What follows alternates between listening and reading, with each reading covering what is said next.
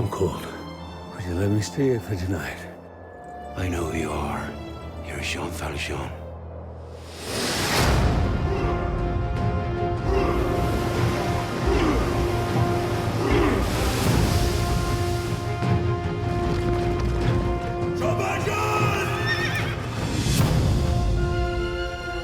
Right, my girl.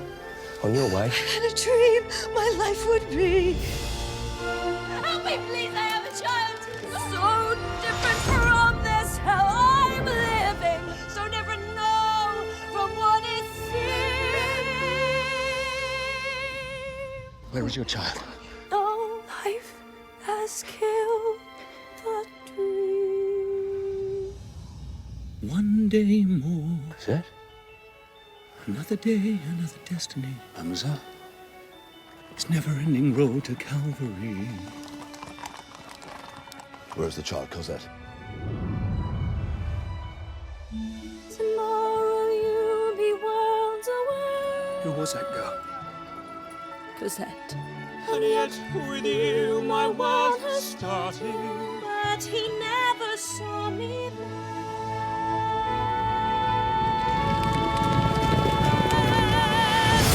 One day more to revolution. We will nip it in the bud.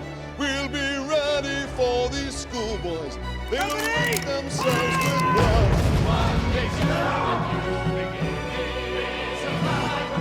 To the barricades!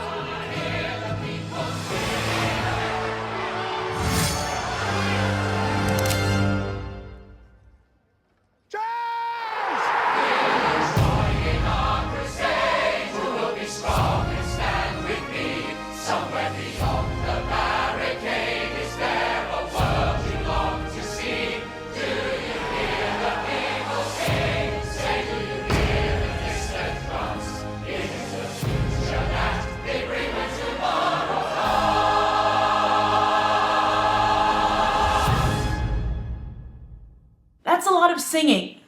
Full disclosure here, I am not a fan of musical theater. I really dislike it. That said, though, I do strongly believe, and still believe, especially more so even after seeing this trailer, the big Oscar race this year is between Lincoln and Les Miserables. So even though I find it hard to appreciate some of the singing in the film, personally, I do recognize that they have a home run here. Universal has a home run. I'm sure they know it. They're already running the Oscar campaign machine and doing a fantastic job with it. And I would like to say that I am so impressed with Tom Hooper as a director, because the visuals on this trailer that are being revealed, and I'm sure there are even more to come, are astounding. And we have to remember here, we're talking about a director who really only made his first big film with The King's Speech. Mostly before that he did television. And when I saw The King's Speech, I was like, that thing just, it's textbook Oscar bait. It was just amazing. It was really well done. But if I thought that was Oscar bait, I didn't see nothing yet, because Les Mis, again, just screams Oscar. I think Tom Hooper really knows the Academy. I think he knows what they want to see. And I think he knows how to make a classic, an instant classic. So visually, I think the film looks very striking. And as I said, I'm impressed with the evolution of Tom Hooper as a director so quickly. But also, I think because he's coming from outside the box, and what gives me hope, because I did like Anne Hathaway's rendition of I Dreamed a Dream in the first trailer. I thought that was hauntingly beautiful.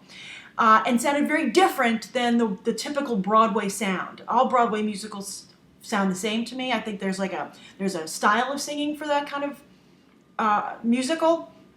And I don't like it. I think it kind of homogenizes everything and makes it all kind of the same. So I'm not a fan of that. And I felt I saw some shades of that here from Russell Crowe and Hugh Jackman singing, which scared me a little bit. And what I didn't see in Anne Hathaway's, which I felt was so unique and full of emotion, which is why I loved that.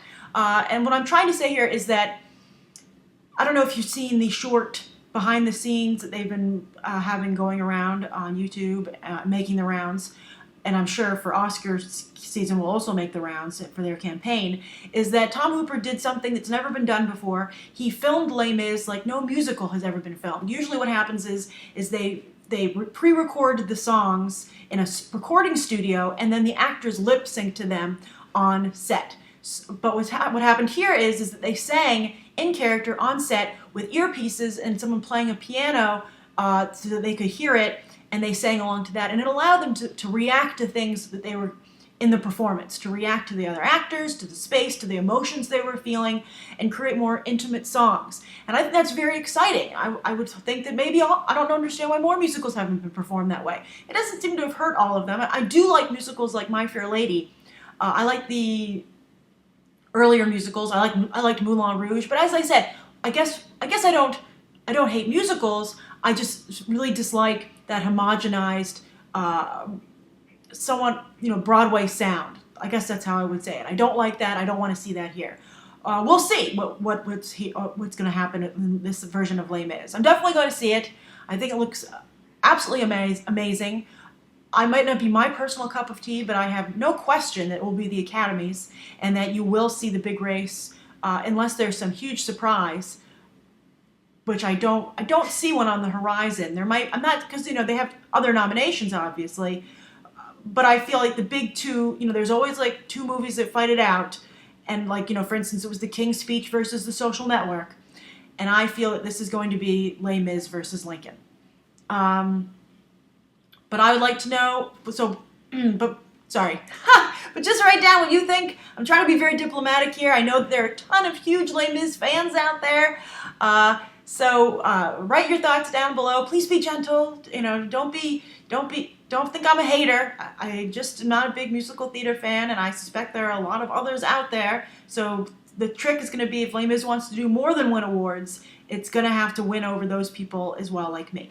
So write your thoughts down below. And thank you, by the way, to everyone who asked me to do this review. I wasn't going to do it because I knew that people are very protective of Les Mis, and I am not a theater fan, as I said, so I was a little reluctant, but I appreciated being asked so nicely, and I didn't want to not do it after that. So I hope you appreciated it and I enjoyed it, and thank you I love when you guys make requests. So please keep doing that if you have one.